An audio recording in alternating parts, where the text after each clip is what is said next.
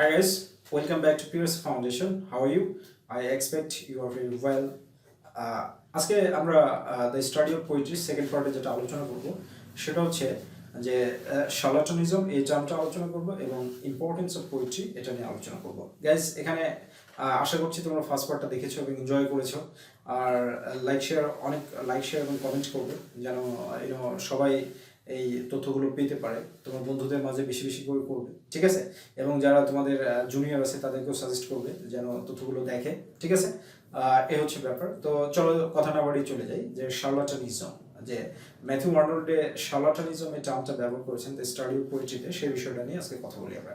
তো শার্লাটানিজম বলতে Matthew Arnold যে বিষয়টাকে বুঝিয়েছে বেসিক্যালি, বা শার্লাটানিজম এই টার্মটা দ্বারা যেটা বোঝা হয় সেটা হচ্ছে the term charlatanism means fake and pretension, fake ideas and pretension, এই বিষয়টাকে বোঝানো হয়। অর্থাৎ ফলস অ্যান্ড প্রিটেনশন এই বিষয়টা, অর্থাৎ শার্লাটানিজম হচ্ছে মিথ্যা এবং অভিনয় করা, ছলচাতুরি করা, এই বিষয়টা। তো ম্যাথিউ আর্নল্ড সায়েন্স কিভাবে শার্লাটান হয়েছে, পলিটিক্স কিভাবে শার্লাটান হয়েছে, কিভাবে রিলিজনটা শার্লাটান হয়েছে, কিভাবে ফিলোসফিটা শার্লাটান হয়েছে, এই সবগুলো কথাই বলেছেন। ফার্স্ট অফ অল, তুমি যদি সায়েন্সের ক্ষেত্রে যাও তাহলে যেটা হবে, Arnold says that the field of science, religion, philosophy and politics are full of charlatanism. এই কথাটা দিয়ে তিনি শুরু করেছেন। কয়টা বিষয় হচ্ছে?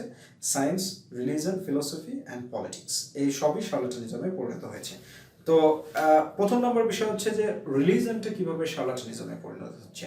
নাম্বার ওয়ান, প্রথম নম্বর পয়েন্ট যেটা, সেটা আর্নল্ড যেটা বলেছে সেটা হচ্ছে religion fails to address fundamental questions facing man since its status has been threatened by science.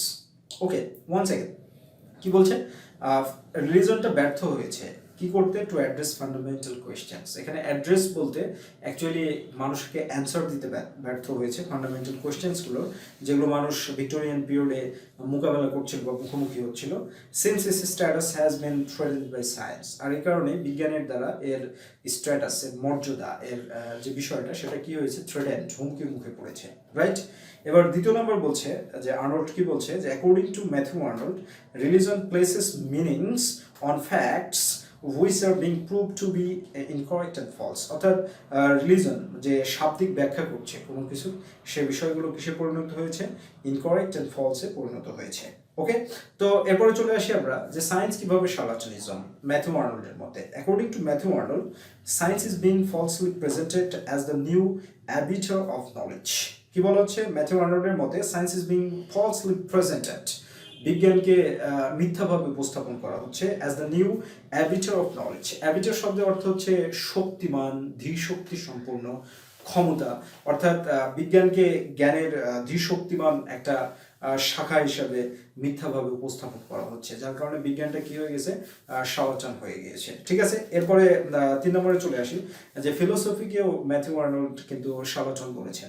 দো ফিলোসফি কুড নট বি শার্লাটান, এটা কিন্তু হতে পারে না, কারণ ফিলোসফি ইজ শুরু থেকে, সেই সক্রেটিক্স থেকে শুরু করে এখন পর্যন্ত ফিলোসফি কিন্তু একটা ভালো কি আছে, পাওয়ার আছে। বাট ম্যাথিউ আর্নল্ডের মতে কি বলছে?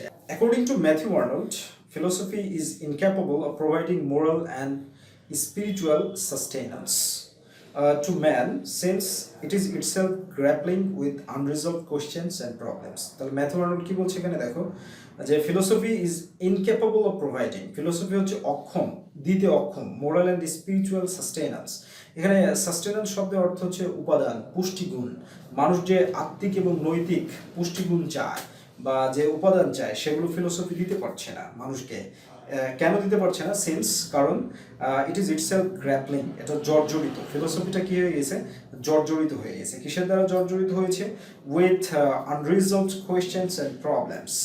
আনরিজলভড কোয়েশ্চেন্স অ্যান্ড প্রবলেম, এটা দ্বারা আসলে বিষয়টা হচ্ছে যে ফিলোসফিতে যে সমাধানবিহীন যে প্রশ্ন এবং সমস্যাগুলো, সেগুলো ফিলোসফি সব কোয়েশ্চেন্সের সমাধান দিতে পারছে না, এজন্য এটা কি হয়ে গেছে? শার্লাটানে পরিণত হয়েছে। ওকে, তো এবার পলিটিক্সকে শার্লাটানিজম হিসাবে ম্যাথিউ আর্নল্ড আসলে খুব বেশি জোর দিয়ে এটা বলতে চাইনি। তিনি এটা বোঝাতে চেয়েছেন যে ভিক্টোরিয়ান পিরিয়ডের পলিটিক্সটা কেমন ছিল সেটা সবারই জানা। Okay, coming to the next point, এখন আমরা যে বিষয়টা নিয়ে আলোচনা করব সেটা হচ্ছে importance of poetry, this is very much important, কারণ এই টেক্সটের দ্য স্টাডি অফ পোয়েট্রির তুমি সোল বলতে পারো ইম্পর্টেন্স অফ পোয়েট্রিকে। ঠিক আছে, ম্যাথিউ আর্নল্ড কবিতার যে গুরুত্ব তুলে ধরেছে সেই কবিতার গুরুত্বগুলো দেখো। নাম্বার 1, প্রথম নাম্বার কি বলছে, যে poetry rests on meaning in ideas and this are infallible. অর্থাৎ কবিতা হচ্ছে নির্ভরশীল কিসের উপরে, meaning and meaning in ideas, মানে কবিতার মধ্যে ধারণা থাকবে, কি থাকতে হবে, কবিতার মধ্যে আইডিয়াস থাকতে হবে, এবং দেজ আর ইনফলিবল, এবং এই আইডিয়াগুলো কি, এই আইডিয়াগুলো হচ্ছে পিওর, যেগুলো ব্যর্থ আইডিয়া থাকবে না। এই জন্য ম্যাথিউ আর্নল্ড কবিতার যে আইডিয়া সেটার জন্য, আইডিয়াসের জন্য কি বলছে, কবিতা হতে হবে কি হাই সিরিয়াসনেস থাকতে হবে, কবিতার মধ্যে কি থাকতে হবে, হাই সিরিয়াসনেস থাকতে হবে। যখন হাই সিরিয়াসনেস থাকবে তখনই কিন্তু সেটা পারফেক্ট হবে। আমরা এখানে অ্যারিস্টোটলের কথা বলতে পারি, কারণ ম্যাথিউ আর্নল্ড অ্যারিস্টোটলকে রেফার করেছে কবিতার হাই সিরিয়াসনেস প্রুভ করার জন্য। অ্যারিস্টোটল যেটা বলেছে যে মিডিয়া অফ পোয়েটিক ইমিটেশনটা কি হয়, মিডিয়া অফ পোয়েটিক ইমিটেশন হচ্ছে রিদম, মিউজিক, ল্যাঙ্গুয়েজ, এই তিনটা। ম্যানার অফ পোয়েটিক ইমিটেশনটা কেমন হয়, ম্যানার অফ পোয়েটিক ইমিটেশন যেটা, সেটা হচ্ছে good type people, bad type people, that means better type people, worse type people এবং কমন টাইপ পিপুলকে উপস্থাপন করা। বাট ম্যাথিউ আর্নল্ড এখানে এই বিষয়গুলো নিয়ে হাই সিরিয়াসনেসটাকে প্রুভ করার জন্য ম্যাথিউ আর্নল্ড চমৎকারভাবে কিন্তু অ্যারিস্টোটলের কথাটাও বলেছেন, এবং তিনি সক্রেটিসকেও কিন্তু বাদ দেননি। ঠিক আছে, এরপরে দ্বিতীয় নম্বর যেটা আসতেছে যে কবিতার যেটা সিগনিফিকেন্স, সেটা হচ্ছে যে ম্যাথিউ আর্নল্ডের মতে only poetry can give spiritual or emotional succour to man, only poetry can give spiritual and emotional succour to man. এখানে কবিতায় শুধুমাত্র দিতে পারে, কি দিতে পারে, সাকার। সাকার বলতে কি, আসলে ত্রাণ, পরিত্রাণ দেওয়া। অর্থাৎ দুর্দশাগ্রস্ত মানুষকে যেমন ত্রাণ দিলে, খাদ্য সামগ্রী দিলে তারা মানে লাভবান হয়, তেমনি ম্যাথিউ আর্নল্ড বলছে যে কবিতায় মানুষকে কি দিতে পারে, ত্রাণ দিতে পারে, পরিত্রাণ দিতে পারে। কিভাবে দিতে পারে, any kind of spiritual and emotional, অর্থাৎ আত্মার যদি কোনো সংকট হয় এবং আবেগের যদি কোনো সংকট হয়, সেক্ষেত্রে কবিতা একটা ভাইটাল রোল প্লে করবে। এটাই হচ্ছে ম্যাথিউ আর্নল্ডের বক্তব্য, এবং কবিতার বৈশিষ্ট্যগুলো এরকমভাবেই কিন্তু হওয়া উচিত। ওকে, তো এবার থার্ড নাম্বারে কি বলছে, থার্ড নাম্বারে যেটা বলছে সেটা হচ্ছে যে poetry is the only dependable method of interpreting life, dependable method, অর্থাৎ একেবারে কি বলবে তুমি এটাকে, ডিপেন্ডেবল বলতে বা ডিপেন্ডেন্ট বলতে তো বুঝোই নির্ভরযোগ্য একটা মাধ্যম জীবনকে ইন্টারপ্রেট লাইফটাকে ইন্টারপ্রেট করার জন্য। এটা কবিতার আরেকটা বৈশিষ্ট্য ম্যাথিউ আর্নল্ডের মতে। অর্থাৎ কবিতার মাধ্যমে ম্যাথিউ আর্নল্ড এটা বোঝাতে চেয়েছেন যে কবিতার মাধ্যমে মানুষ জীবনটাকে পরিপূর্ণ, মানে একবারে সম্পূর্ণভাবে ইন্টারপ্রেট করতে পারবে, রাইট? এই বিষয়টাকে কিন্তু বুঝিয়েছেন। বাট ক্রিটিকরা এখানে বিভিন্নভাবে দ্বিমত পোষণ করেছেন, যেগুলো তোমরা থার্ড পার্টি পাবে, পরবর্তী লেকচারে পাবে। আসলে এই টেক্সটটা অনেক বেশি জটিল এবং অনেক বেশি কঠিন স্টুডেন্টরা মনে করে, যার কারণে আমি এটাকে সহজ করে পার্ট করে দিচ্ছি। একটু লেন্থটা বেশি হচ্ছে, বাট আই অ্যাসিওর ইউ তুমি যদি এটাকে ভালোভাবে দেখো তাহলে কিন্তু অনেক ভালো করতে পারবে ইনশাআল্লাহ, সেই দাবি রাখছি। এরপরে 4 নম্বর কি বলা হচ্ছে, 4 নম্বর বিষয়টা যেটা, সেটা হচ্ছে যে poetry should have higher order of excellence. 4 নম্বর বিষয়টা যেটা, পোয়েট্রি কি থাকা দরকার, হায়ার অর্ডার অফ এক্সিলেন্স, মানে চমকপ্রদতা অনেক উচ্চ মাপের থাকবে। কারণ কি, পোয়েট্রি কি জন্য এত উচ্চ মাপের হবে, যেহেতু কবিতা মানুষকে যে কোনো ধরনের স্পিরিচুয়াল এবং ইমোশনাল টাইমে সংকট, ক্রাইসিসে সাকার হিসাবে কাজ করছে, এবং এটা একটা কি ভায়াবল ডিপেন্ডেবল মেথড লাইফকে ইন্টারপ্রেট করার। যার কারণে ম্যাথিউ আর্নল্ড কিন্তু বলছে যে পোয়েট্রিটা কি হতে হবে, পোয়েট্রি যেটা থাকতে হবে সেটা হচ্ছে হাই অর্ডার অফ এক্সিলেন্স, এটা কিন্তু থাকতে হবে। যদি এটা না থাকে তাহলে কিন্তু হবে না, ঠিক আছে?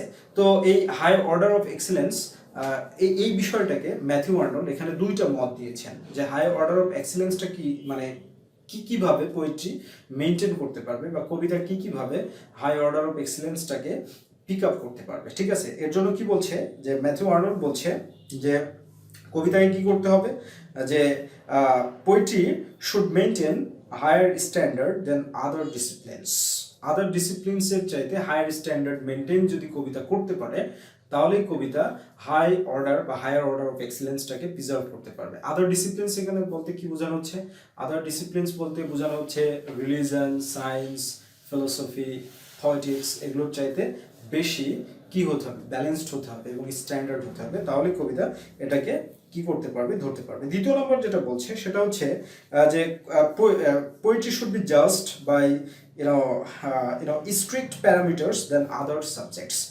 Strict parameters than other subject বলতে, প্যারামিটার বলতে পরীক্ষা করতে বলছে এখানে ম্যাথিউ আর্নল্ড, যে কবিতাকে মানে অন্যান্য বিষয়ের চাইতে আরো বেশি কঠিনভাবে পরীক্ষা করতে হবে। কিভাবে পরীক্ষা করতে হবে? আরো বেশি কঠিনভাবে পরীক্ষা করতে হবে, তাহলেই কবিতা কবিরা যেটা হায়ার এক্সেলেন্স অর্ডার সেটাকে কিন্তু, বা হায়ার স্ট্যান্ডার্ড এক্সেলেন্স সেটাকে ধরে রাখতে পারবে, রাইট? এরপরে যে বিষয়টা আসে, ম্যাথিউ আর্নল্ড যেটা বলছে, since poetry can sustain and delight man only, the best poetry should be created. অর্থাৎ কবিতা যেহেতু মানুষকে কি করতে পারে, মানে কবিতা টিকে থাকতে পারে, সাস্টেন মানে টিকে থাকা, অ্যান্ড ডিলাইট মানে কি আনন্দ দিতে পারে মানুষকে, এজন্য কি করতে হবে, কবিতা সুন্দর উত্তম প্রকৃতির কবিতা লিখতে হবে। এটা কবিতার আরো একটা ইম্পর্টেন্স, ওকে, গুরুত্ব, কবিতার আরো একটা গুরুত্ব। এরপরে যেটা আসছে সেটা হচ্ছে কি বলা হচ্ছে, poetry influences the mind of human beings.